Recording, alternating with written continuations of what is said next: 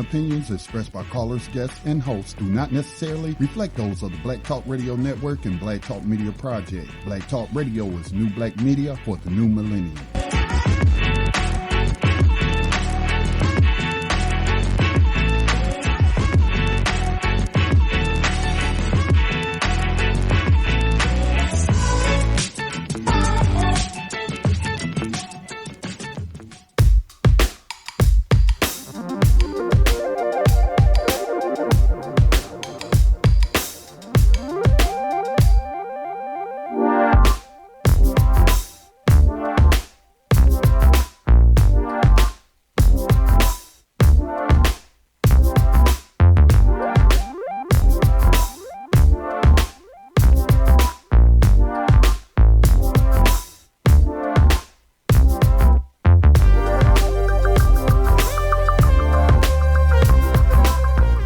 Good afternoon. You are tuned in to Black Talk Radio News. My name is Scotty Reed. I'm broadcasting from behind the enemy lines of USA Inc. It is a Thursday afternoon. It is December the 8th, 2016. It is my first child's birthday. Happy birthday to you. Not going to say her name because I know how you terrorists are out there, but my oldest daughter just turned 26, so happy birthday to you. Number one. That's what we'll call her, number one. All right. Welcome to the broadcast. If you will just bear with me for a moment, absent-minded me forgot to dial into our conference line. How are we going to have an open forum and not be dialed Joining in? conference now. All right. Sorry about that. Thank you for bearing with me as I connected to our conference line. Let me go ahead and give that number out. Today is basically an open forum day, open forum. Any news you want to talk about, you want to discuss, any questions that you want to ask, you can do that by giving us a call. Toll free at 866-510-9025. That's 866-510-9025 or 704-802-5056. That again is 704-802-5056. You can dial in from anywhere in the world using our Uber conference line, which is uberconference.com/Black Talk Radio Network. So now that I've gotten that out of the way, again, as I stated, it is a open forum news day. But I do want to share with you, and I want to focus on a little later, the trial of this racist white terrorist by the name of Dylann Roof, who should not be on trial by himself. In fact, he should represent all of racist white America. This is racist white America on trial because he should have some co-defendants sitting there beside him. But today that terrorist trial started. And the trial itself, in my opinion, is racist. By the mere fact that he hasn't been charged as a terrorist. And as I read some of these transcripts to you of what one of the surviving victims said, that he stated, it fits the legal definition of terrorism when you use violence to further a political gain. And he's talking about politics. And let's not forget, Reverend Pinckney was a state senator. So this was a political assassination. This was a terrorist attack, but he is not being treated as a terrorist. When is the last time you have seen one of these white racist terrorists be put on trial for terrorism after they have committed mass murders, whether we're talking about where they have targeted minorities, quote unquote, who are in fact majority in the world, but where you have a case where like a Dylann Roof runs up in the church, prays with these people, waits for them to close their eyes, and then pulls a Glock out and starts just murdering people. It was indeed a massacre. And there's so many things that we could talk about in relation to this story. Here again, I'm reminded of a conversation we had with David, the host of Tando Radio Show, on his program, which comes on at 6 o'clock p.m. Eastern Time. And we were talking about the Orlando nightclub shooting. I think the name of the club was Pulse. And you had all these people in there, and you had one shooter. And they had weapons all around them, but they did not recognize those weapons, and they let fear paralyze them, and it led to many of their deaths at the hands of terrorists. But again, everyone called that attack on the Post Club a terrorist attack. It was unanimous, I would say, in the media. All the headlines described it as a terrorist attack. Not so. Not so when it comes to racist white terrorists like Dylann Roof. They are a protected class. Even now, he is being protected by white supremacy, institutional racism through the courts, and I believe this is the state trial, and he is to face a federal trial as well. But even now, he is being protected because he is not facing terrorism charges. So, and like we saw with Slager, another case in South Carolina, let's not put it out of the realm of impossibilities that this terrorist will be found not guilty, or there's some kind of mistrial, because it'll be another terrorist on the jury who will say, I just can't, in my good conscience, convict a fellow white terrorist of any kind of attack. I just can't do it. As we heard something similar coming from the juror who just could not convict. He wouldn't even go along with all the other white juries and convict Slager of murdering Walter Scott. This is South Carolina. So again, this should not be out of the realm of possibilities that Dylann Roof could be found innocent. Or we could get a mistrial, or I've heard, I think somebody had mentioned to me earlier today that somebody moved for a mistrial. I haven't been keeping up with it like that, but today is the first day of the trial of racist white terrorist Dylann Roof. Again, he's still being protected, even as he sits behind the defendant's table. He's being protected by the system, by the mere fact that he is not facing a terrorism charge. I don't care about these hate crime charges. I'm not going to say I don't care. They put enhancements on, but they don't serve as any kind of deterrence. They don't. Death penalty, they don't serve as no deterrent. So many things that we could talk about here about this trial. Survivability should be the number one thing on our mind, and self-defense. But again, as we on the Lotus Place last night, as y'all know, I pretty much engineer all the radio programs you hear on the station. So I'm hearing all the conversations on the station. And on the Lotus Place last night, it was brought up about Joe McKnight, the former NFL player who was killed in Louisiana by another white terrorist, and how some of the witnesses described him trying to apologize to this racist white terrorist after this racist white terrorist then ran him down. Followed him, chased him. And even though Mr. McKnight was armed, he gets out his car. This is according to witnesses. He gets out his car. He goes up to this white terrorist to try to apologize to this terrorist, and the terrorist guns him down. And as I've said, and as was said by Black Rose last night, see, we got black folks walking around thinking it's peacetime, and they don't recognize that they behind enemy lines. They don't recognize that it's a battlefield out there. They don't have any sort of battlefield awareness. They're thinking that you can just talk to these people and make nice with them when they want to kill you. So,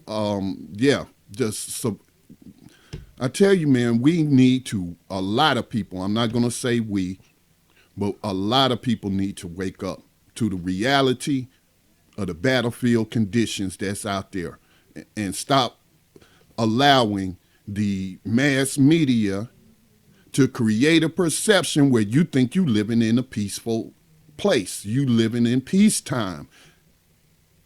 And then I'm also hearing on black radio, oh, they bringing up stand your ground again. Now, you know Democrats are behind that, and passive black folks.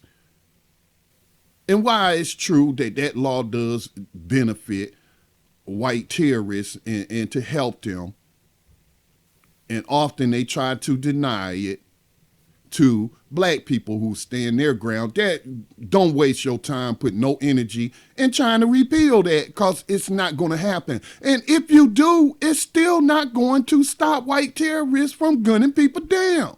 Again, the death penalty ain't no deterrent. So why would you put your energy into that? Because somebody at an organization that's getting money from another organization that may be getting money from the U.S. government has put that into your mind to do that, that's the solution to this problem? Oh, we must repeal all these stand your ground laws. No, we should not. That's not going to solve the problem of white terrorism.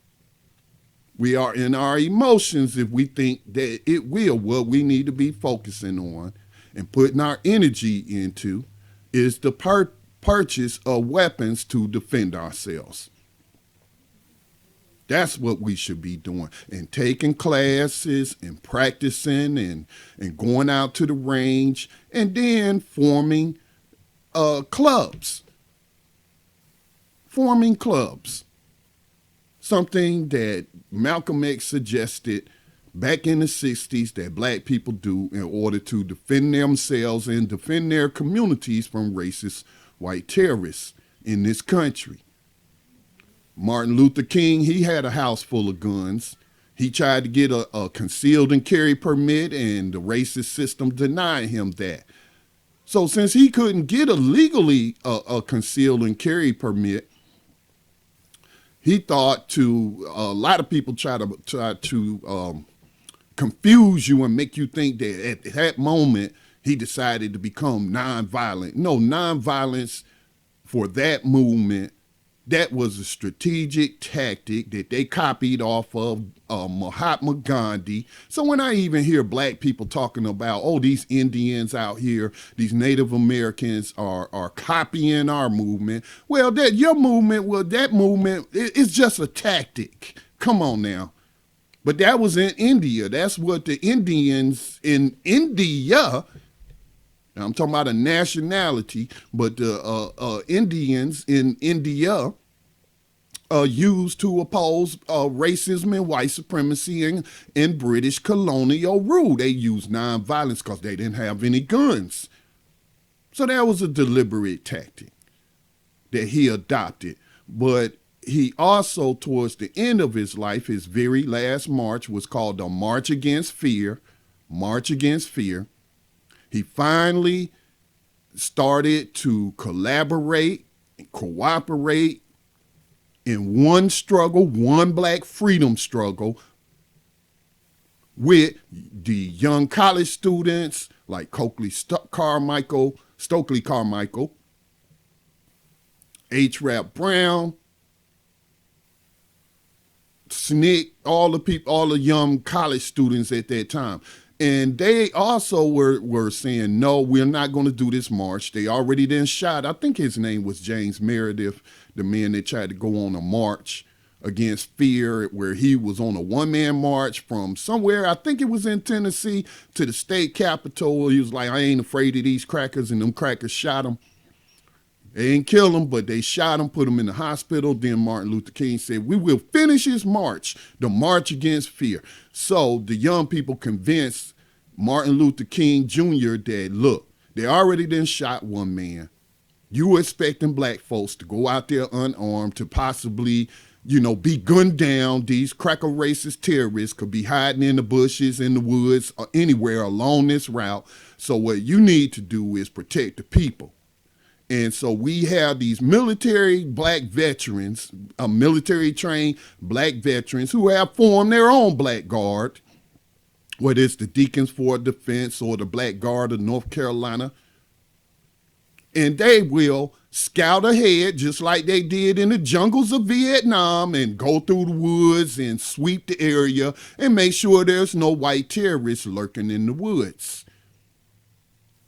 And Dr. King agreed with that. And it was shortly after that that he was murdered to keep black people divided in these different ideologies and not coming together and hashing these things out and people presenting ideals or tactics, and then arrive at a consensus for the most logical.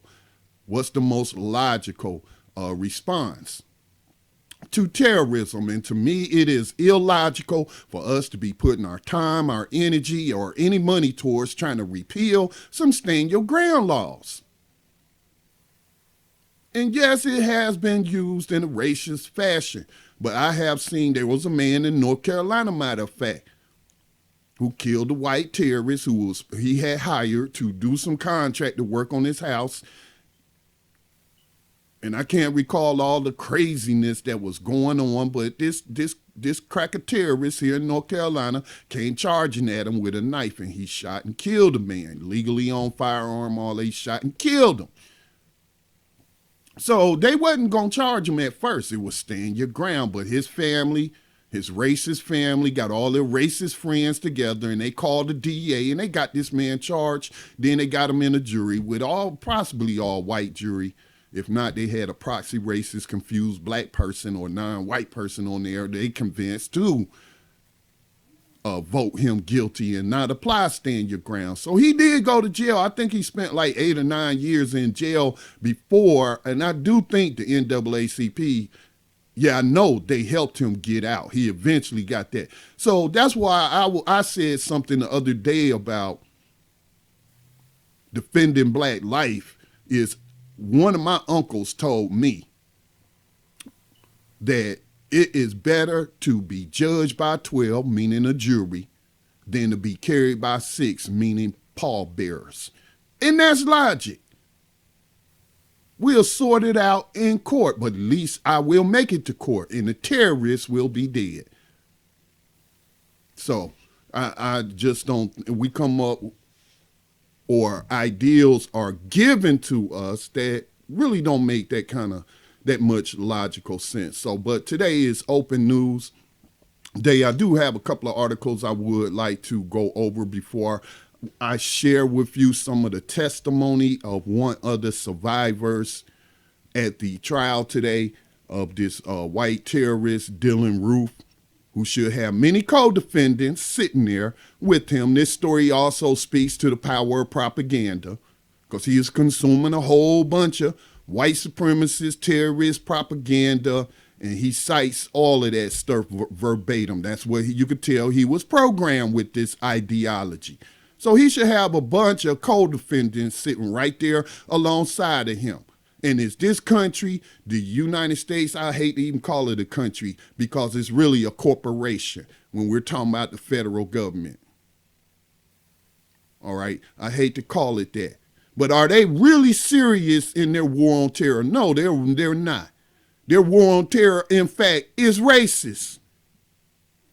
They say they got a global war on terror. Then why are you ignoring all these white terrorists right here in the United States? Huh? Why are you doing that?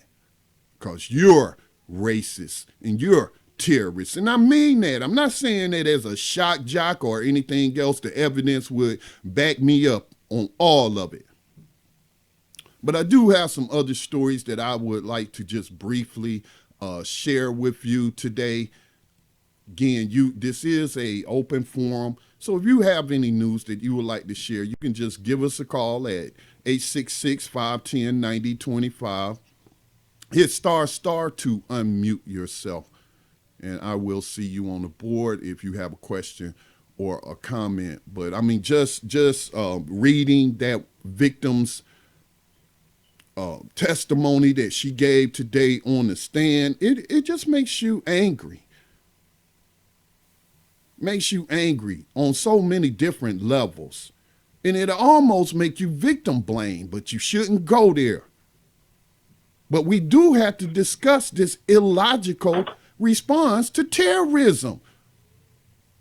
I'm going to go apologize to a terrorist that's done chased me down on the highway. I'm going to try to make peace with him, even though I'm armed and carrying. No, that ain't a logical No. response.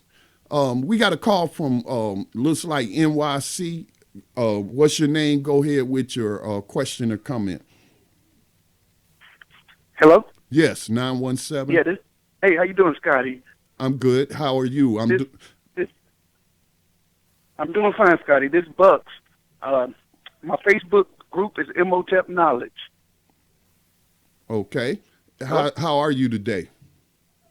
I'm doing good. My question is why every time shooting black parent of a shooting not a suspect of a shooting person, like somebody gets shot, why every time the parents or some family member of the black comes out and always say they forgive the shooter? You never have a white parent or friend or somebody who forgive the black shooters.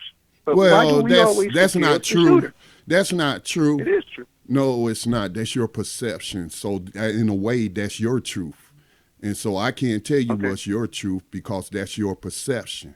So, but I have seen other articles. I just read an article, in fact, where this young black kid, when he was like 15 or 16, they committed a crime against this white woman. And then when he was in prison, I think he like turned 18 or something like that. But he was writing this white woman, feeling contrition and apologizing to the white woman. And the white woman forgave him and started a relationship with him. So when yes, I did see that. Yeah, so I know there is this perception, and the media does always seem to find that one person, but that one person ain't the representative of our majority. And so the media creates that perception, and it becomes the truth because your reality is based on perception. So I try not. I've been a victim of it all my life, and when I started Black Talk Media Project, I was like, now I had to stop being a victim and start, trying to help other people see how they are creating these false perceptions that aren't based on reality. But I agree with you. Now, I am going to go in on the passivity that was on display inside that church based on this woman's testimony. Again, just like the Pulse nightclub. In this nightclub, you possibly had 100 people. You had one shooter. You got bottles, you got chairs, all them people, those are projectiles. You throw this at him, you disorient him, and then you bum rush him. Now, I'm reading from this description that he emptied his clip into one victim in the Reverend Pinckney first. Then he started reloading. So that was 8 other people left, including the children. 8 other people left to bum rush this dude and take his gun and weapon. One description said there was a woman I guess she was in the aisles praying out loud. Yes. Praying out loud. I heard that also. Praying that the Lord sent somebody to intervene and save her. And like I heard Mr. R.G. Reed on his podcast, he says that don't put that on God, because God has given you the ability to think, the ability, if you not a disabled person, your body is a weapon. And so, I mean, you don't want to victim blame, but at the same time, what can we keep learning from this? That being passive and not being able to defend yourself will get you killed. And Scotty, Grandma said if you keep bumping your head in the same spot, that's a form of insanity.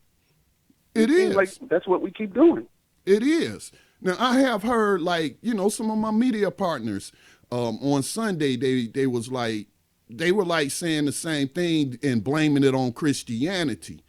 But I'm like, look, there was just a movie about Nat Turner that all these black folks was saying, hey, let's go support this film. Let's see this film, all this and that. Nat Turner, let's educate people about Nat Turner. Well, Nat Turner was a Christian.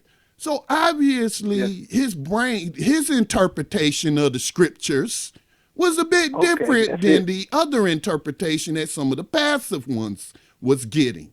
And we seen this. Yes. The church that he attacked. I was reading in this article. He chose Emmanuel because of his historic background of being the center of a black rebellion, free and enslaved.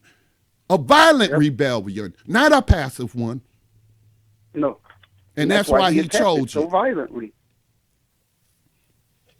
And they did not represent. We have to learn from that. We have to learn to defend ourselves and stop sitting around waiting for someone to come save us. Like you said about that church. 8 people there. Somebody could have jumped up and grabbed that little skinny guy. Everybody should have. Yes, sir. There should be drills in churches for a live shooter. There should be drills, or else we are not serious. If we are dependent. Who are we dependent on to protect us? The very police, the slave catchers that's gunning us down? Yes, sir. That's exactly who they're waiting for. That same person who they say that killed them. They're waiting for them to come save them. And I just don't understand that. And our ancestors did not operate. So why are you calling him or waiting? Usually it's waiting for him to come save you when we know the cops don't stop crime. They come to respond to crime.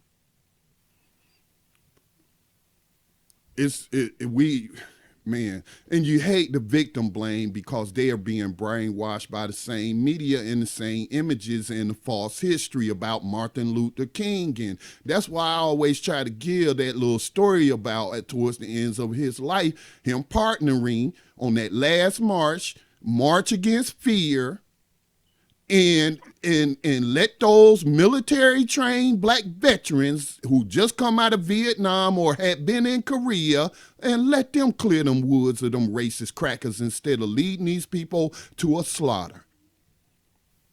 That's right.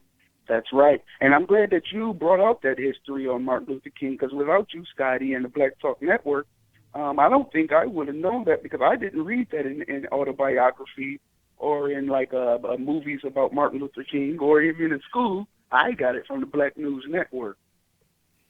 We have to dig into our own history. Like Malcolm X said, only a fool will allow his child to be educated by his enemy. Now, they have passed laws to where they will put you in jail if you don't put your child in their indoctrination center, but too many of our folks are not taking the options that they are opening up, where you can start charter schools, you can homeschool. So it's like we're choosing. Now, again, I'm not blaming anybody because of how they've been brainwashed through mass media. We get these celebrity figureheads and whatnot and telling them, oh, we must save the public school system and this and that. Well, how has it served us? Doggone it, they still teaching our children that slavery was abolished. That's a shame there, because we know it haven't. And that's another thing I learned a lot from you, Scotty, about the 13th Amendment. I'm 42 years old. Well, we'll be 42 years old, and didn't know about it until 2012, when I was listening to Black Talk Radio. Well, I only came into and the I knew knowledge about myself. The 13th Amendment. Yeah. That's the thing. I knew about the 13th Amendment, but really didn't. I stopped when they stopped. I didn't go further. I didn't read further. Mm-hmm. Yeah, most of the places I've seen, I did a video and it was posted to YouTube, and I am up against a station identification break, and I think we have somebody else who may be joining us. Give me just a moment. I'll bring everybody back in on the other side. But I actually made a video where, again, all of these different newspapers, well, they're online, obviously, but all these different newspapers, it was the 150th anniversary of the Emancipation Proclamation, then the 150th anniversary of the 13th Amendment, and all of them would say, they would quote the 13th Amendment, and it would say, slavery and involuntary servitude shall be abolished, ... They wouldn't even put the rest of it. So that's I learned the same thing, Scotty, until I heard you. And I made a video with screenshots showing all of these articles and how they cut off the 13th Amendment. So they know what they're doing. This is intentional.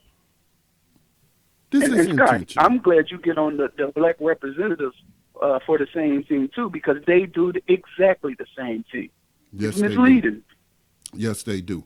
But listen, I'm gonna put everybody on hold for a second, and we'll come back and open back up the boards when I come back on the other side. So watch background noise if you unmute yourself, but we'll be back on the other side. You're listening to Black Talk Radio News. My name is Scotty Reed, broadcasting from behind the enemy lines of USA Inc. It's pretty much just an open news day. A couple of stories, but today is the first day of the trial of that white terrorist who has not been charged as a terrorist, even though he committed a terrorist act according to the definition of terrorism.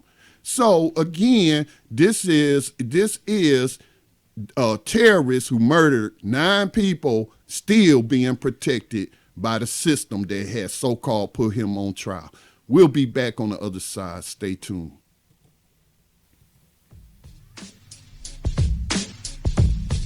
The Black Talk Radio Network is made possible in part with help from the Black Talk Media Project, a North Carolina-based nonprofit engaged in the production and distribution of independent digital black media. Find out more by going to blacktalkradionetwork.com or blacktalkmediaproject.org and look for the menu tab, Crowdfunding Black Media. Black Talk Media Project, helping to provide you with new black media for the new millennium.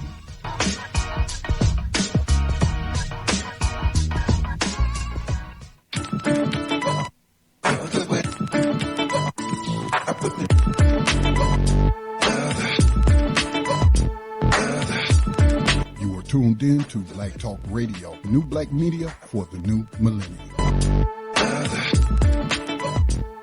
And welcome back to Black Talk Radio News. Let me go straight back to the board. It is a open forum day, but it is also the first day of the state trial. And he's just facing murder charges. It may have some hate crime enhancements, but I'm looking at this was a deliberate, blatant terrorist attack. And he's not being treated as a terrorist by the federal government. Why is that? Why won't they name these white people as terrorists, these racists? Why aren't they being subjected to the same things that non-white people are being subjected to that this government labels a terrorist, including American citizens like what was his name? Anwar al-Awlaki, the Muslim cleric who went to Yemen, and then they sent a drone and killed him because he was on the kill list, and then 2 weeks later killed his son and made the excuse like they was going after his uncle or something. And then they also killed a guy from Charlotte. I tried to interview this guy. They said he was running Al-Qaeda's propaganda magazine, and he was going to a college that I had attended in Charlotte. The name escapes me, Central Piedmont Community College. So I reached out to him, and so he was apprehensive. He wouldn't really give me an interview.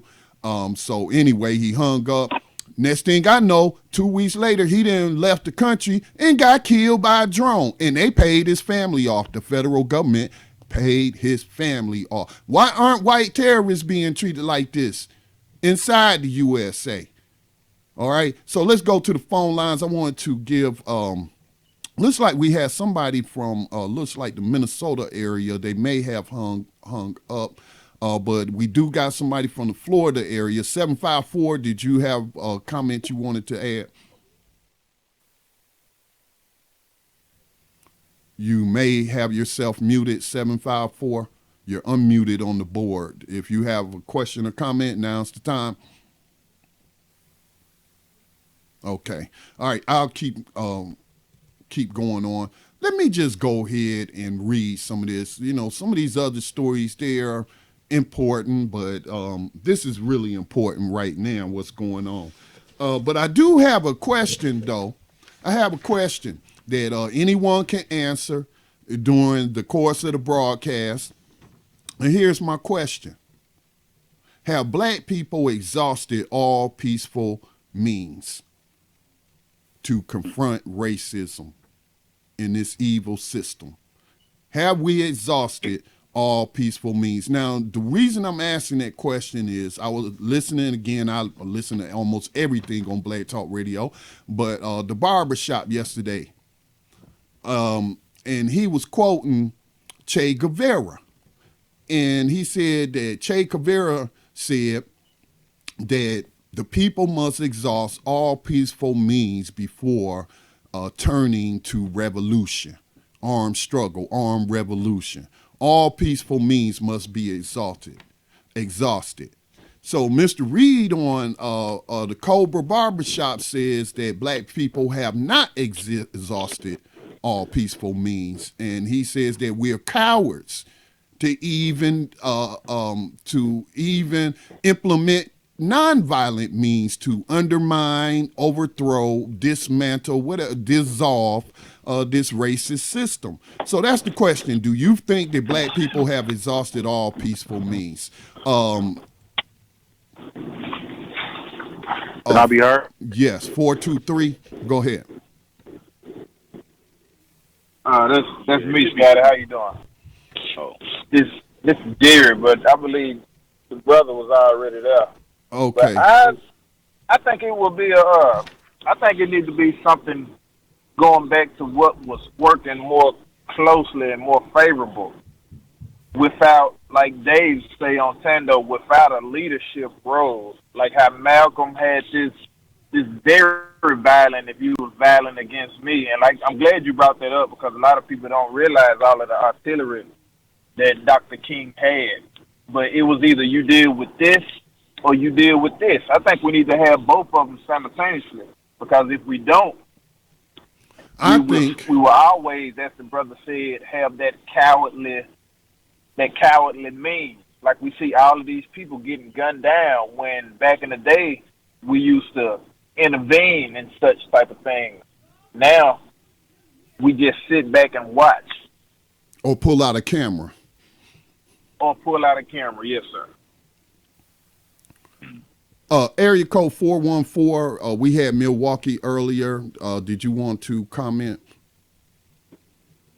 Yeah, this is Rob chiming in from Milwaukee. Can you hear me clearly?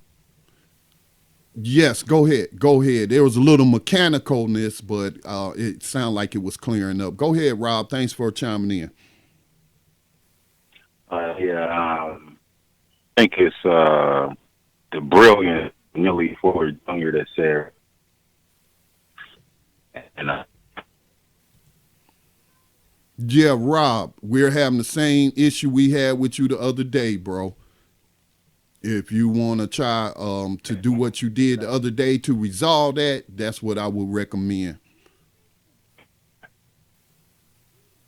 Yeah, we're not hearing you. Let me read something to y'all. Let me pull this up. I downloaded a transcription of one of the victims. Her name is Felicia Sanders, one of only 3 survivors of the attack. But listen, this is how this went down. At a Wednesday evening Bible study in the basement of Mother Emanuel African Methodist Episcopal Church, Roof walked in carrying a Glock 45 caliber handgun hidden in a pouch. So that right there, I got from that, he only had one handgun. He had a couple of magazines, but he only had one handgun.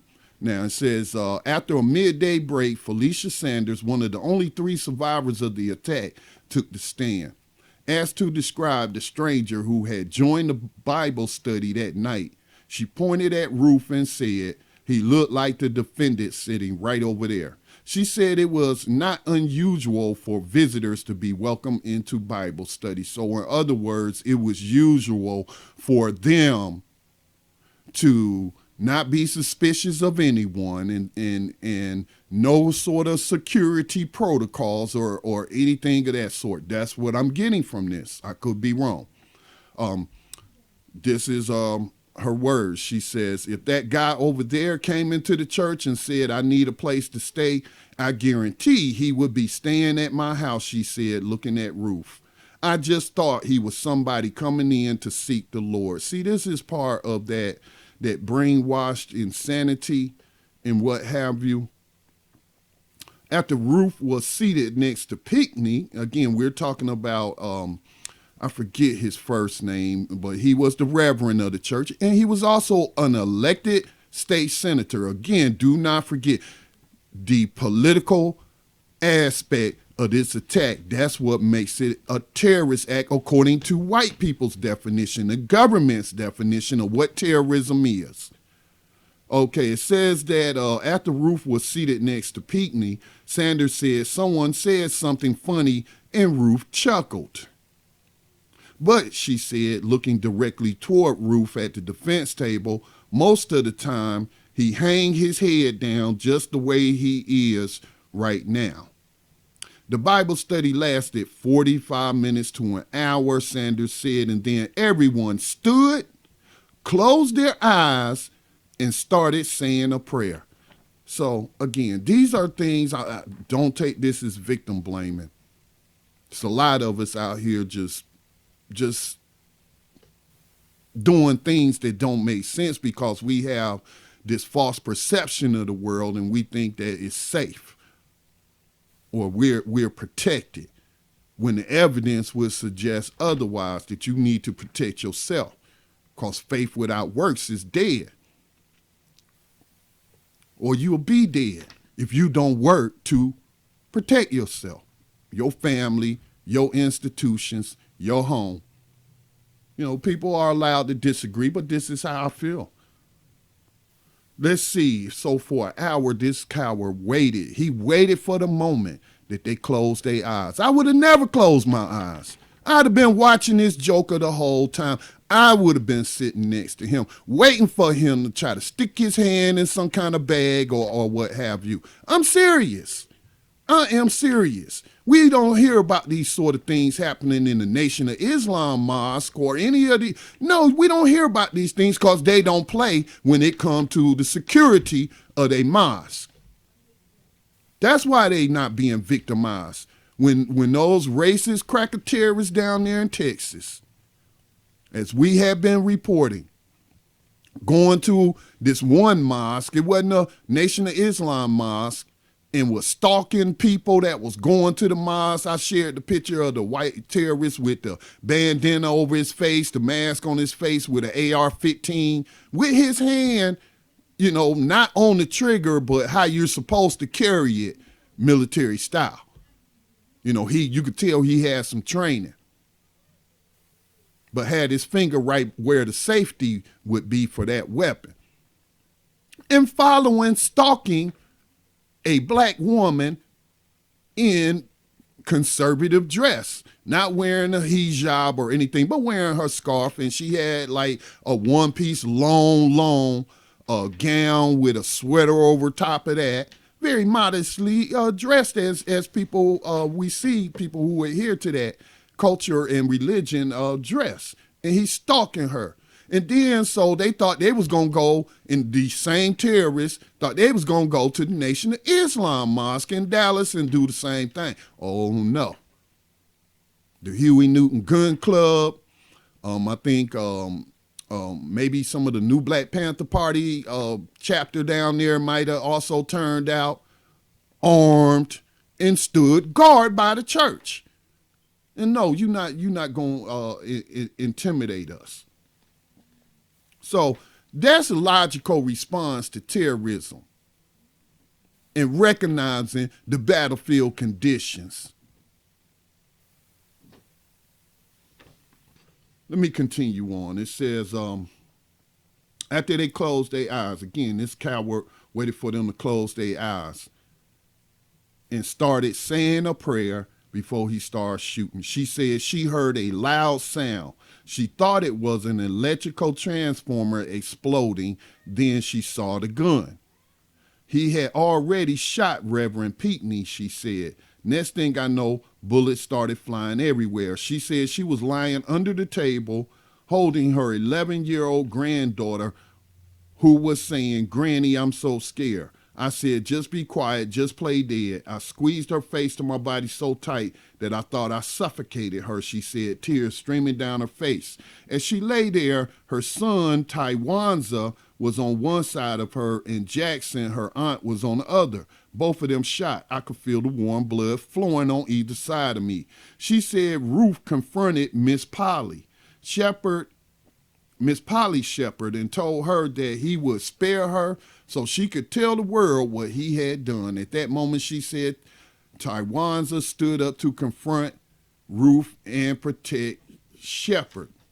From the witness stand, Sanders looked directly at Roof, her face covered with tears. The defendant over there, with his head hanging down, refusing to look at me right now, said, I have to do this because y'all are raping our women and taking over the world. So there's your political and social reasons right there. This is an act of terrorism. That's when he put about 5 bullets in my son, she said.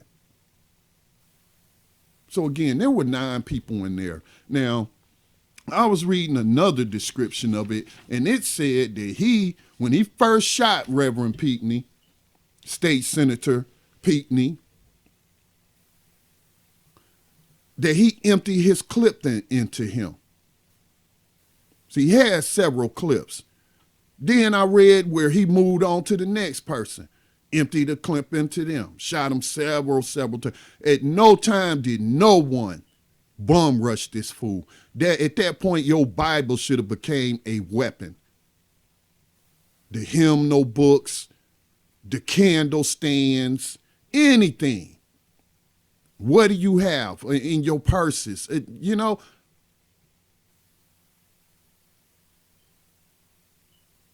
So again, this is number one, it's illogical to not have people providing security for your churches. When I used to go to church over 20-something years ago, they had security at this church I went to in Charlotte. Outside, it was pretty fairly large church, outside making sure nobody was vandalizing cars or something like that, checking people when they come up to the service all late, everybody's inside, and then, it's people stopping you at the door. If they don't know you, they checking you out. These things will continue to happen because there are millions of Dylann Roofs out there. Who knows how many of them out there? And so it is not a logical response to not put security first. Now, I do believe in the power of prayer. I believe prayer works. I believe it works. But I have to first put some action for that to work. Just like I'm reminded, if I pray, Lord, make my bullet fly true and straight, let me hit that terrorist right between the eyes, I believe it. I believe in the power of prayer. Okay? They pray before going into battle? I was in the military, so, I got to put some action to it if I want to slay my enemies. I can't be dependent on some invisible angel to slay that person for me. Okay? Again, it's not Christianity because all of them had, all the world religions, the major world religions had their roots in Africa.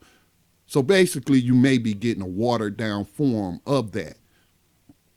And I don't like to get into my personal religious beliefs, but hey, that's a pathway. That's a pathway to higher consciousness, spirituality. Who knows how you find your path to the Creator? There's not just one road to the Creator or that concept of a creator. So I don't blame any kind of cowardice, any kind of illogical behavior. I don't blame it on the religion. No, I don't blame it on the religion. I don't. Because I've seen, like I noted, Emmanuel was a hub of anti-racism armed struggle against slavery. And that's why this terrorist chose it.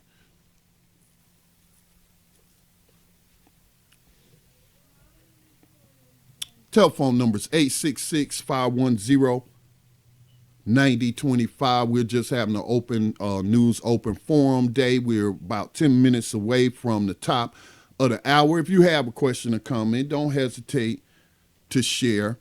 Rob from Milwaukee, you want to try it again, man? See, we got a better connection.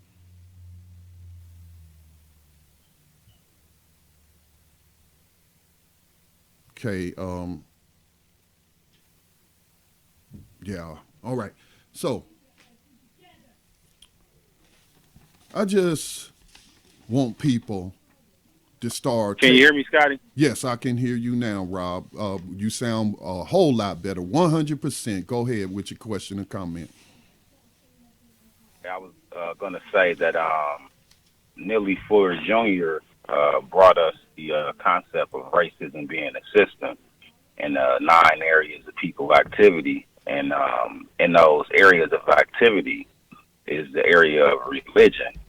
And I'm really starting to understand the psychological warfare that's being played on black people through this thing called religion. Music as well, but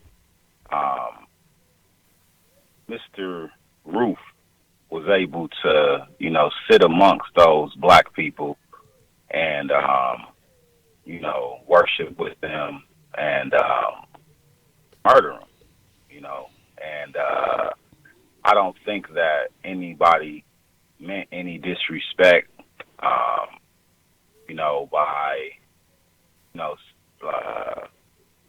talking about the victims that died that day in the church.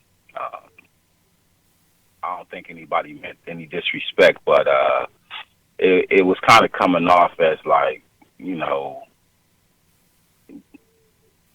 let's not even say that. Let me say this. I think that Mr. Roof coming in that church was Jesus Christ coming to earth. You understand what I'm saying? Like, a black person can say what they want about, and I'm talking about a Christian specifically. They can say what they want about, I don't worship no white God, and, he got feet of bronze, and, all this other foolishness that people talk about. But it's a particular reason that when we see an image of God, we only see a white image. You understand what I'm saying? And that is really affecting the people, and you cannot tell black people anything about white Jesus and or Santa Claus. You understand what I'm saying? And just the frequency, man, that they got our people clicking on is so ridiculous. Like, I take the position of Gusty Renegade that says, if any black person is talking about black people being cowardly, their speaking privileges should be revoked because they are misinformed. Okay? I don't know if people really understand the oppression that we face. You still there, Rob?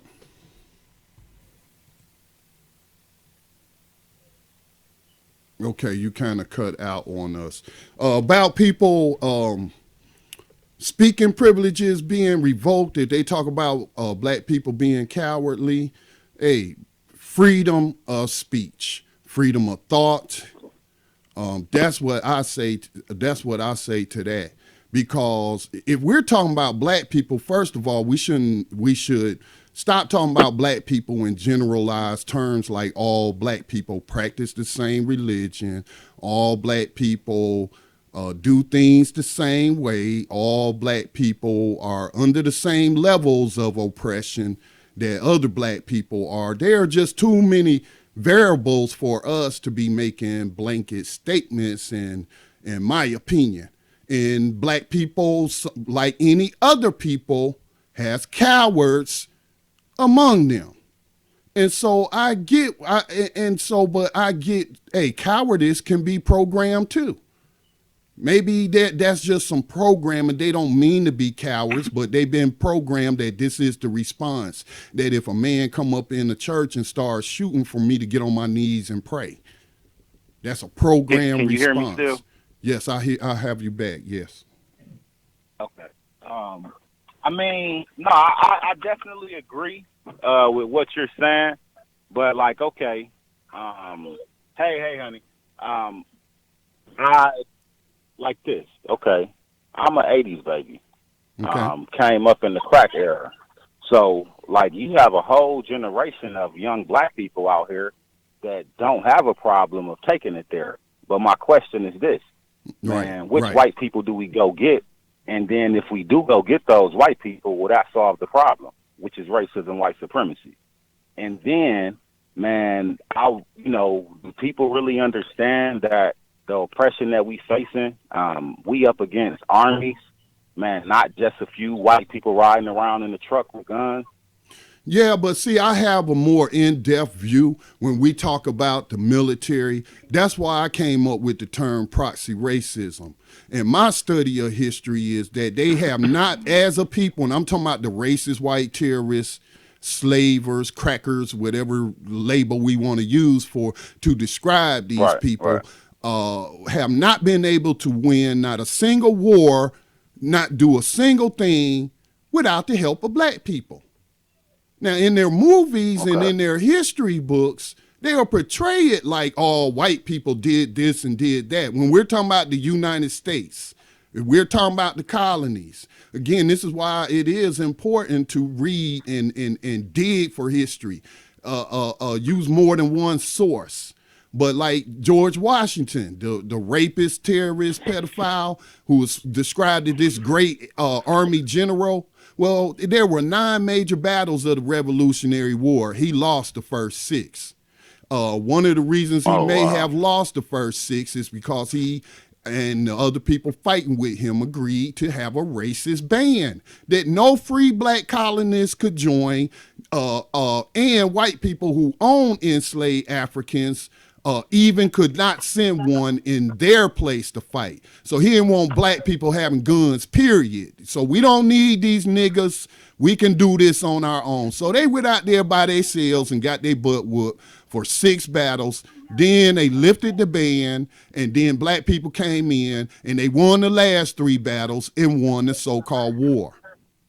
So even in the Civil War, talk about the Civil War, the North was losing this disagreement between racist crackers and their family, this family disagreement over slavery and what have you.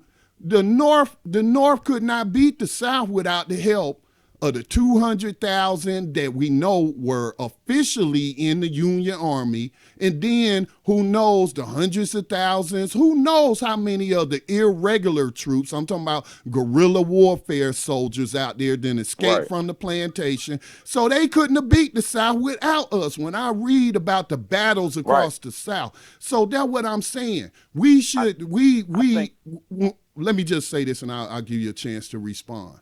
When we say they have armies, that's us in them armies. That's us in them armies. So that goes to my question that I had, that Mr. R.G. Reed had provoked me to think is, have we exhausted all peaceful means to overthrow the system before turning to violent revolution? Have we exhausted? And I have to say no. Let me end with this, and I'll say I think that what you're saying about the black soldiers, I think that supports what we're both saying.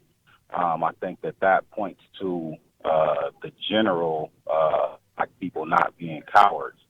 And I think that to address the question,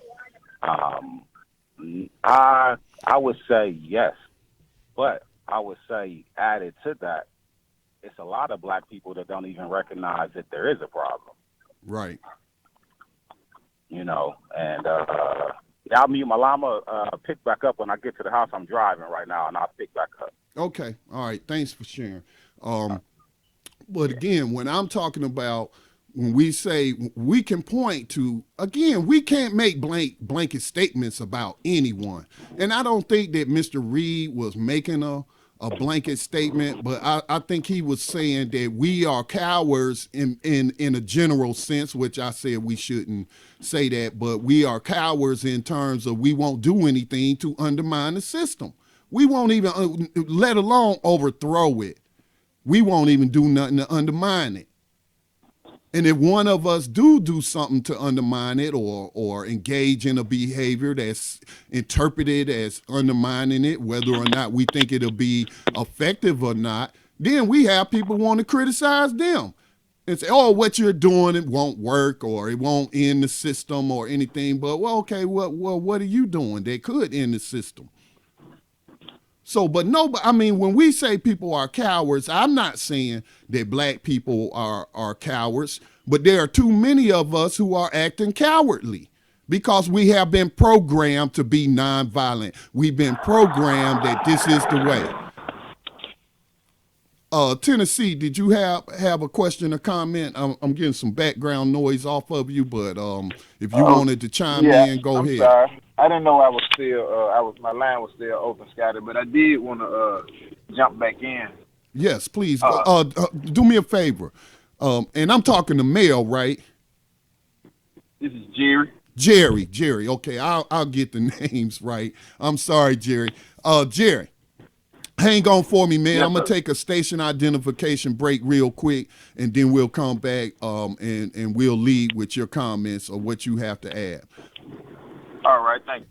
All right. Okay, you're listening to Black Talk Radio News. I broadcast BTR News every Monday, Tuesday, Thursday, and Friday at 4 o'clock p.m. Eastern Time. We'll be back on the other side.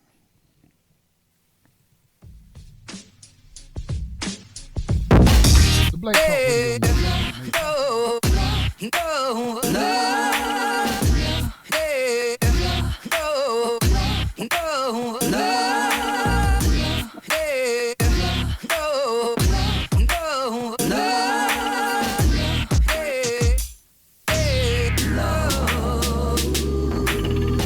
You are tuned in to the Black Talk Radio Network. For podcasts and live program scheduling, visit us on the web at blacktalkradionetwork.com.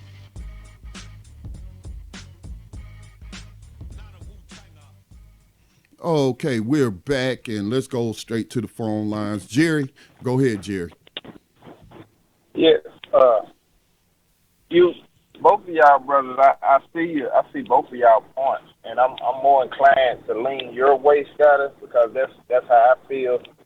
But when we talking about these things, I think a big part of it is speaking back to the statement that I made earlier with Malcolm and Martin getting together and saying, okay, we have differences that we both feel strongly about, but does those differences outweigh what we're trying to do as a collective? Now, I don't think we've gotten back to that point, because there's a lot of white people that disagree with each other, but they all agree that they want to stand above us or stand on us for that matter. Right.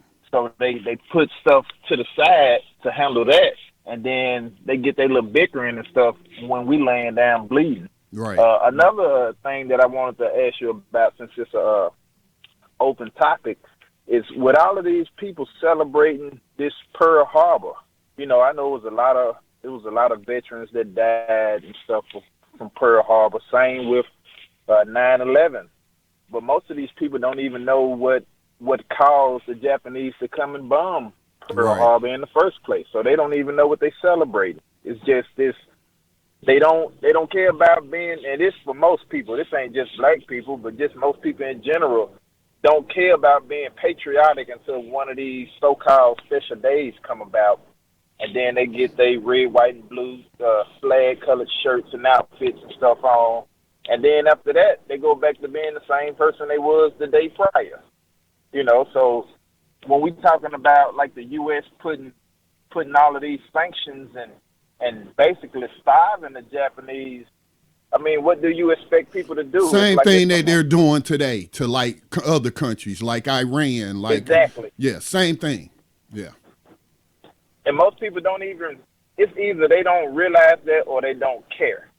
And sometimes I just be want to know which one is it. Do you not know this information? Because I've spoken to some veterans that's around my age. They done fought in some of these more recent wars, and then I asked them, well, why was y'all over there in the first place?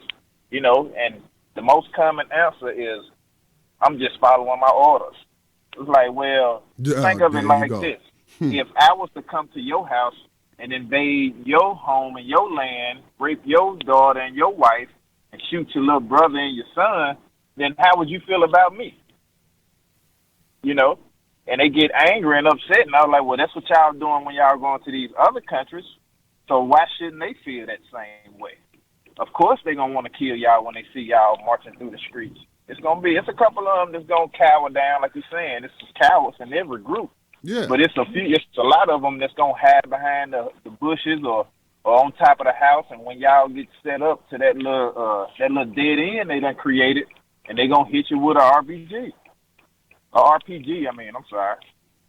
But I'm going to put myself on mute to the next, so I can hear you and the other guys' response to that. Okay. Yeah, they don't want to look at it as them being terrorists, and it's not because they don't know. I mean, again, if we're talking about individuals, some people are just not as smart as other people. God just didn't bless them with that many, brain cells to rub together and figure these things out and critically think. So some people, man, they, that's their problem. But other people, man, they understand exactly all of that. And they feel like, you have to look at their culture. Most Europeans try to portray themselves in their histories as a warrior class. And they always wage in war. And in fact, that has been the United States for most of its existence as a nation, and then later the corporation as it exists right now. But they celebrate this. It's all in their movies and what have you. They watch these movies, these quote unquote cowboy and Indian movies. It never enters into their mind that, hey, the Indians are just defending their families, their land, their everything, their way of life. The cowboys are the ones that's the bad guy. John Wayne is an evil character. Yeah, he's playing all these. It don't even enter their mind because, see, it goes back to their interpretation of Christianity. Again, I don't bash any kind of religion or whatnot because people get different interpretations and it motivates them to do different things. And so, but according to most, let me put it this way, they will use religion, I guess, to brainwash themselves that it's okay. They then stop looking at the Native Americans, looking at African people, just non-white people, period, as even being human beings. See, they have no soul, this or that. And see, in the Bible, it said that man is supposed to go out into the world and subdue it. He's supposed to subdue all the beasts of the earth. All these non-white nations, these are beasts. These are beasts, and it is our God. God gave us this command to go out and subdue them and make them bend to our will and use their labor towards our prosperity. This is manifest destiny.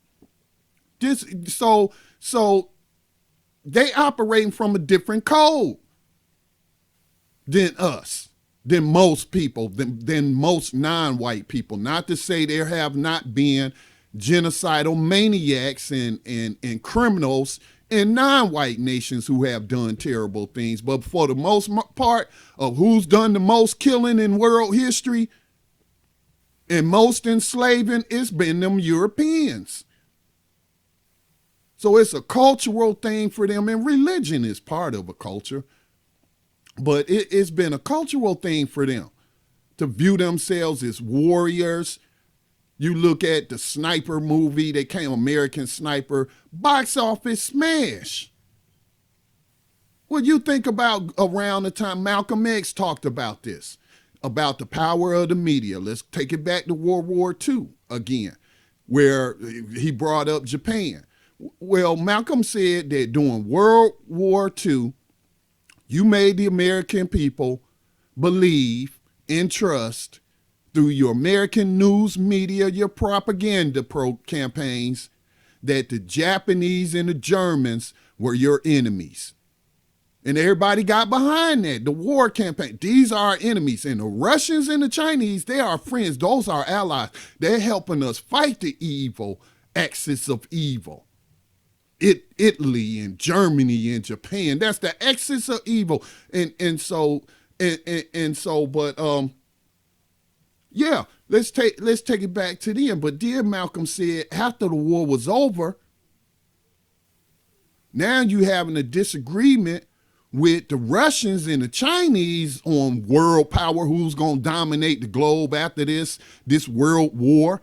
We're the superpower. So they had a disagreement. So they changed it in the media, the news media. They changed the propaganda in the movies and the television shows. That's all part of it. I've had on white professors who have acknowledged this and studied this and talk about how the Pentagon paid people in Hollywood to, it'd be part of their budget.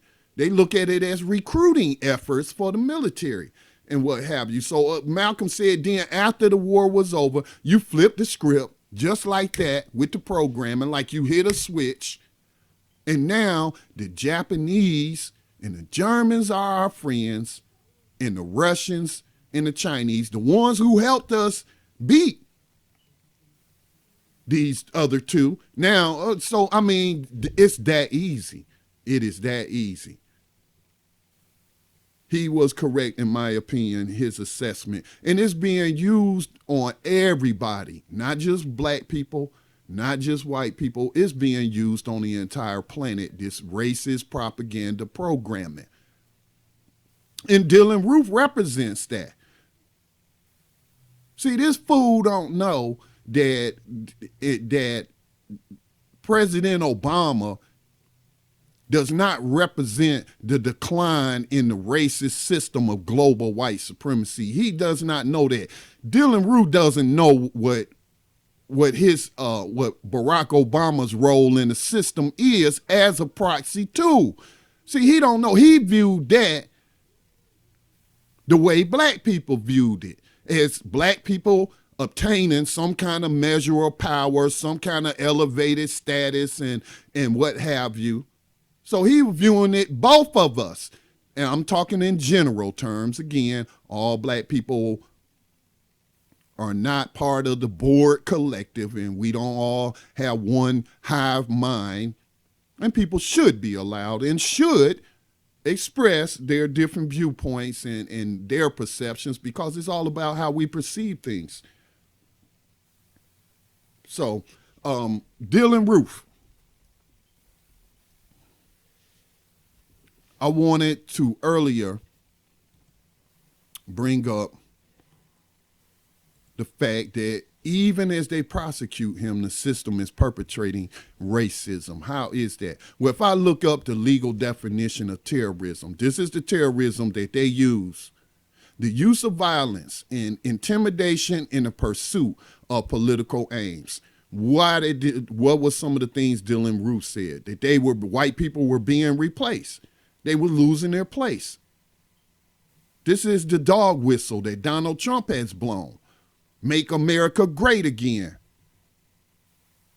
When it's never been great. It depends on whose perspective you're looking at it from. And these crackers like Dylann Roof, and they know that that's the America that Donald Trump was talking about. And that's why they turned out in record numbers new voters. A lot of white people don't vote. The majority of people in the United States do not vote. But you had a whole bunch of new ones turn out. I saw them because I went and voted. Never seen that many white people at the polls before. Never. They're always in a majority, but not like that. So this was a political thing. He used violence because he saw white people as losing power. Now, I will say this, though. Some of their fears are based on reality, but the reason they're blaming black people or Mexicans or other nationalities or non-white people, if we just want to say that, they're blaming them for something that they're not the cause of. White people are a dying breed. See, they're seeing these headlines where it say that white people will no longer be a majority in this country soon. I don't think y'all really realize that these people are about to become extinct. If we don't have to do nothing. We could just sit back and just let them keep entering into these wars, cause like the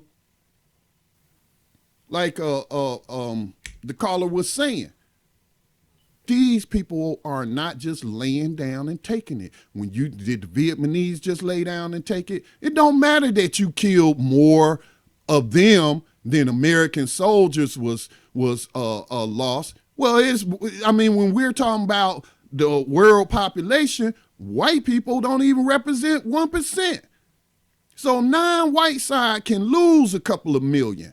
But that 50,000 that they reporting is probably more than that, and that's killed. That's not even talking about maimed and psychologically damaged, like we see some of these veterans out there now killing themselves. I think I read something like 8 a day are killing themselves. These people are in decline. There are more white women than there are white males. So some of they are losing power, because if you ain't around, how you gonna have power?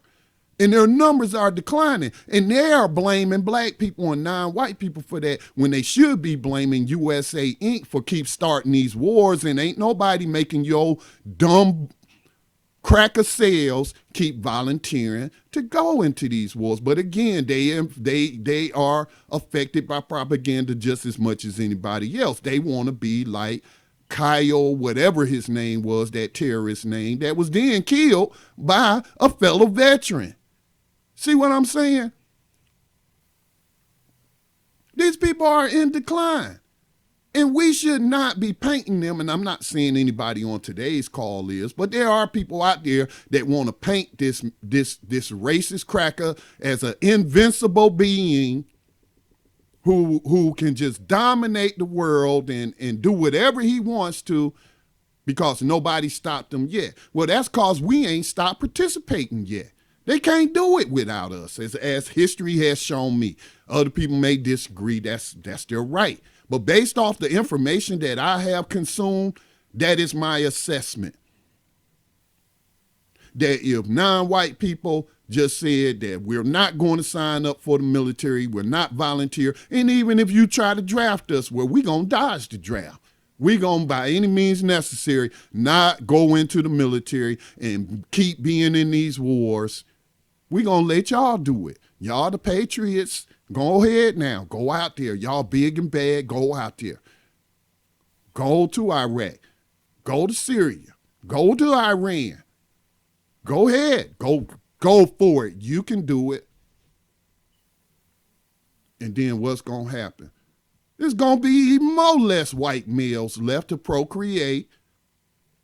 See, again, this is what I hear from them. They are in decline. They worried about it. They begging white women to have babies at an earlier age, even though they telling black people, all these single mothers, they and what have you, and these black babies, all these black babies being born, but at the same time, they wish it was happening in their community.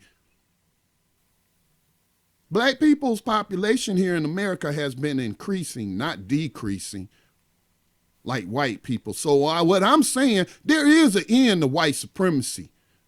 And there are things we can do to speed up its demise. Hey, Scotty. Yes. I have another question. When you were just speaking about that, it was a couple months ago. I read an article. Can't recall the article right at this moment, but it was stating that there are more white people dying than, like you said, than being having born. Babies. And can you hear me? Yes, more white people dying than being born. This is and Right. they're not talking about white people in Europe. They're talking about white people in the United States. Yes, because it included, I want to say, like 12 or 13 states. When like 10 years prior, the most was like 4 states. So, and it's all in heavily white populated areas also. So when I read this article, it wasn't in the beginning of all of these shootings and of these unarmed black men and women. But I was wondering, because we all know that places like CNN, Huffington Post, Fox News, they be swaying their news to us. I'm wondering how long had this been going on, and what's this part of the catalyst for them to start getting out front with this murderous acts that they've been committing here the last few years. I mean, it never really declined from back in the 70s, I know, but they just getting more outward with it again instead of doing it, as you would say, codifiably. Right. Again, what we're seeing is when I see these type of murders and stuff that occur, these are white people acting in their emotions. They're lashing out. That's all they know how to do. They're lashing out like the wild animal, rabid dogs that they are. That's what Dylann Roof is. He was all in his emotions because he been consuming all this propaganda, white supremacist propaganda. He probably been hearing them also be concerned about their numbers dwindling because it's just not enough of them being born no more. And then you got all these black men and Hispanic men getting white women pregnant and diluting the race and what have you.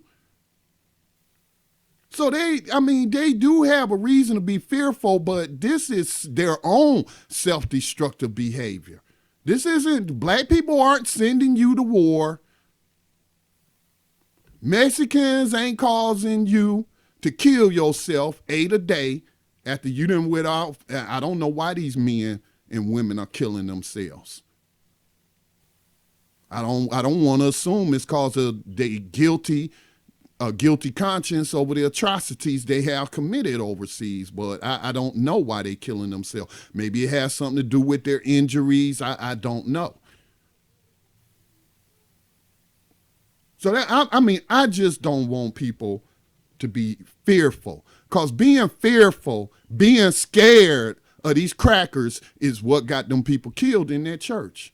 Now, there's a difference between fear and being a coward, I think, even though cowards have fear.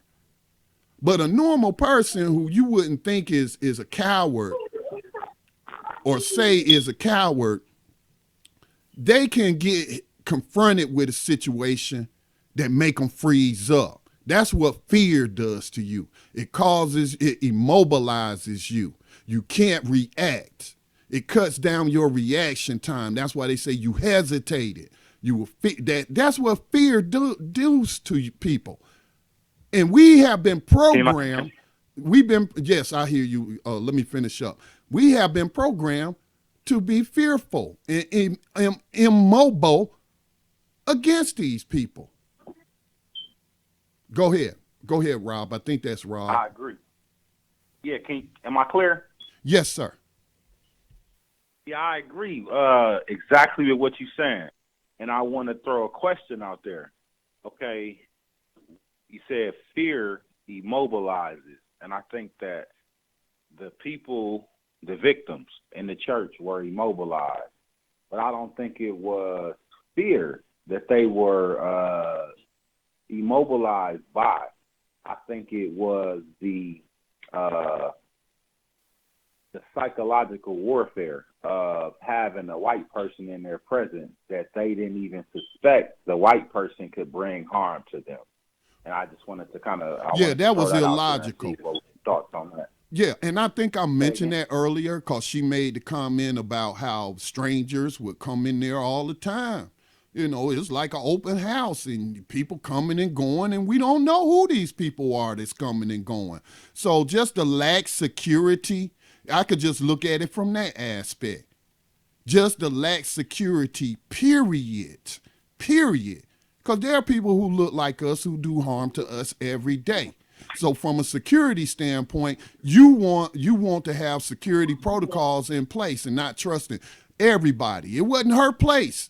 No, I don't want to sound sexist because we got some strong sisters out there that's totally qualified to stand guard and be security because they certainly taking them in the U.S. military, so I don't want to say that. But again, just the illogical, I want to use this situation to, again, then he has a bag You should have had protocols, or you have to check all bags at the door. You know what I'm saying? You can't come up. So just simple stuff like that, which I hope people will learn from. Rob, did you have something else? No, I think, man, it's no. I don't got nothing to add. I don't have anything to add. Thank you. Okay. I mean, there are so many different layers to just one event that we could look at it, and we should analyze it from all different perspectives. We really should. But it's just tragic, man. It's tragic. And then, you know what? I'm going to go ahead and tell the truth. The church that live right next door to me, they guilty of it too. Because I don't even go to church. But this church sits on family land that's in my family. They sold them the building. And I have family members that go to that church, but black people with multiple generations of roots in this community that go to that church. So when they were burning down churches, I was going out, staying up late at night. Well, most of the time I'm up late at night anyway. And I was going on my round, my security round, going around the church. I didn't never see no other males or anyone come check up on their church. And then I was thinking the other day, because I'll go outside on the back porch sometimes and the church is sitting right there and I see all the cars in the parking lot and what have you. And I'm like, somebody could just walk up in there and gun them all down. And that's why when they be in service, I be watching. I don't stand there on my back porch, stand there watching it the whole time that they in there. But I'm watching. I'm going about my normal, what I would be doing. But I make it cognizant to look out the window, look over there. I actually even called the police one time. It was some white people sitting there, been sitting there for an hour. I don't know these people. I don't know this car. They could be playing in there. I called the police on them crackers. Now I will call the police on crackers. And she was taking in the cracker cop who answered the phone. She wasn't even taking this serious. Well, what are they doing? Well, look, they done burnt down all these churches. It ain't for me to go over there and ask them what they doing. What are we paying property taxes for? Huh? You need to be finding out what they doing. So again, these things keep happening over and over. And we're not having logical responses. Now, I also, on the same token, saw other churches that made it in the news because they were arming themselves and getting all the members with concealed and carry to volunteer to be security. So I guess we have to be careful, and I do it sometimes too when we say things, and I try to correct myself, where we're painting black people as this monolithic, being and that has a hive-like mentality. What we need to do is focus on countering. Well, I can't say what other people need to focus on. What I focus on is the propaganda wars and trying my best to deprogram people of what they're being programmed with even now. Just watching CNN, you're being programmed. Which leads me to this other story that I want to share because it's important. It's not related to this killing, but it is an important story. And I have been talking about the Washington Post and these in the media all throughout the election of how the emails were showing that the Clinton campaign had people in the media that would give her like these softball interviews, even on so-called quote-unquote black radio with black people on it. Wasn't really owned by black people though, but when she went in, what's that station in New York City? Black people don't own that station. Where she was playing dominoes, shooting, playing the bones and all of that. I don't know how that term goes because I'm not a domino player. know how to play, but I don't play. And then she talking about she had the hot sauce in the part. All that was set up. It wasn't spontaneous. It was all scripted. And the Washington Post, I picked up on them as being a particularly egregious source of fake news.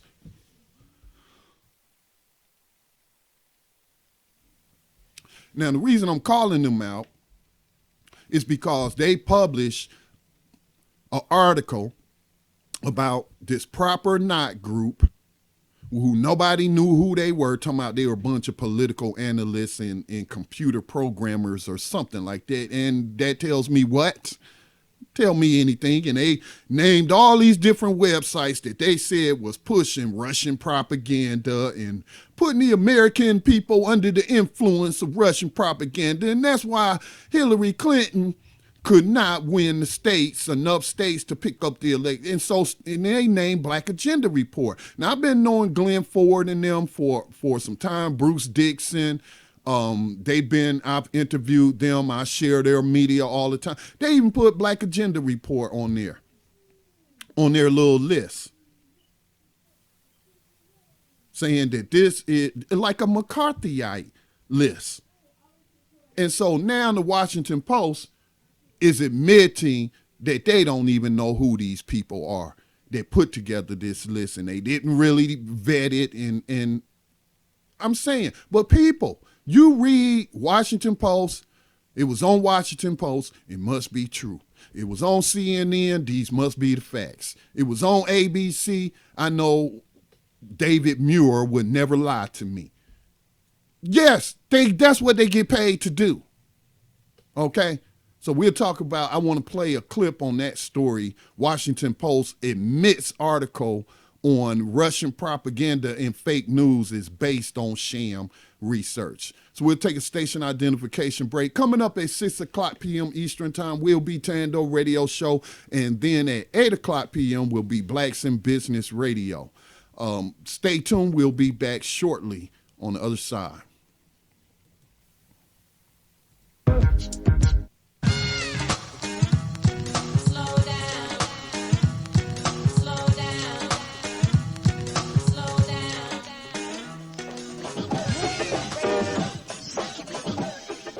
The Black Talk Media Project funds the use of new media technology in efforts to restore independent Black voices to the myriad of issues affecting Afro-descendant people all over the planet. If media can control the minds of the masses, as Malcolm X once said, then you must ask yourself, who is in control of the media targeting the masses of Black people today? Help bring back independence, self-determination, and respect for Black culture in the production of global media by joining the effort to crowdfund new Black media for the new millennium. Visit blacktalkmediaproject.org for more information on how you can invest in public Black radio for the masses. You are tuned in to the Black Talk Radio Network. For podcasts and live program scheduling, visit us on the web at blacktalkradionetwork.com.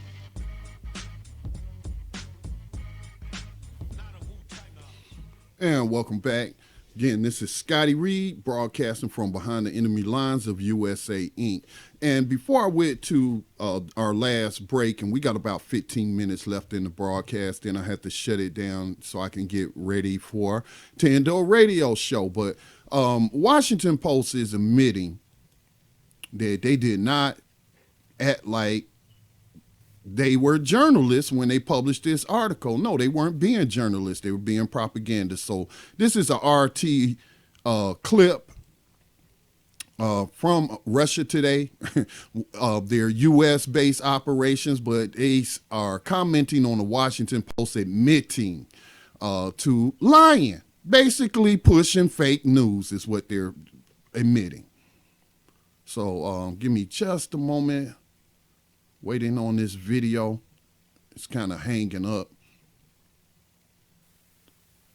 Okay, here we go. The Washington Post is itself from an expert group it used as a source for an article on fake news and so-called Russian propaganda.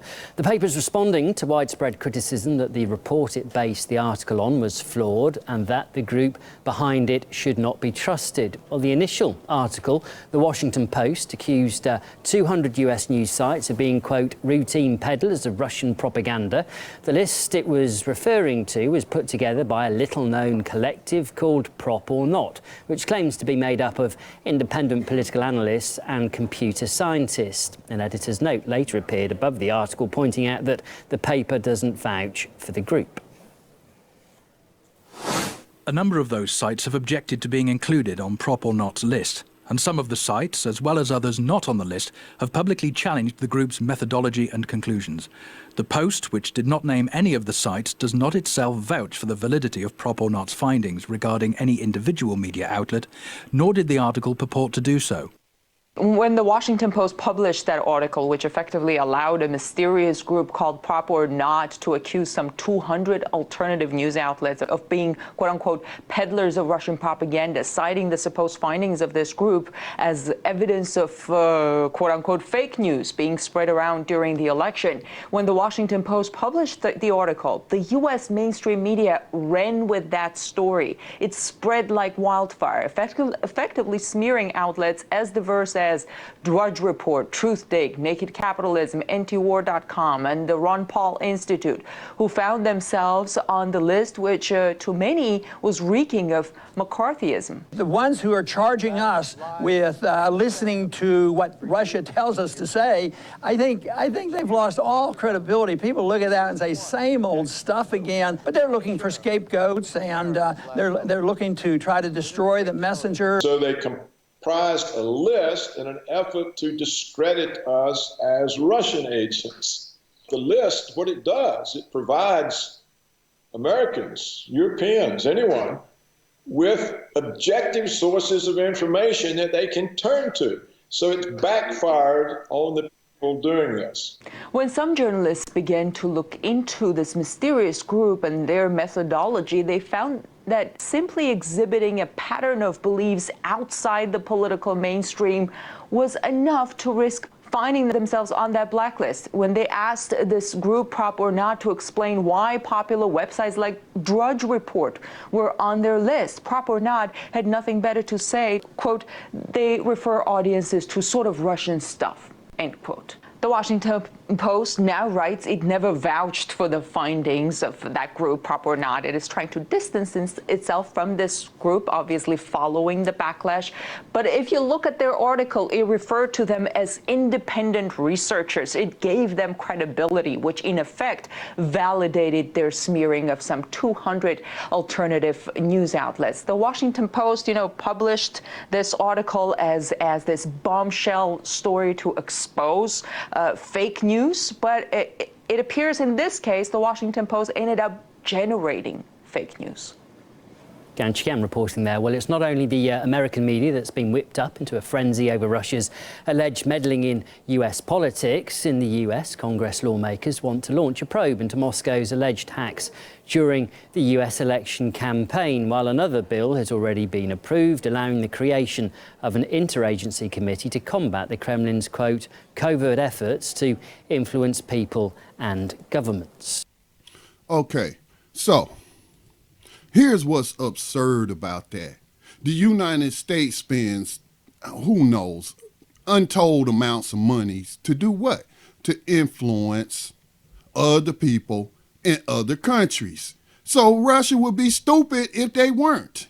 Now, I do consume Russia today, but I am not some idiot that I just go to that one source and I trust that one source. That's my main source or my only source. No, I go to other websites and I try to cross-reference it before I come on these airwaves and tell my listener some stuff that I ain't really checked out myself.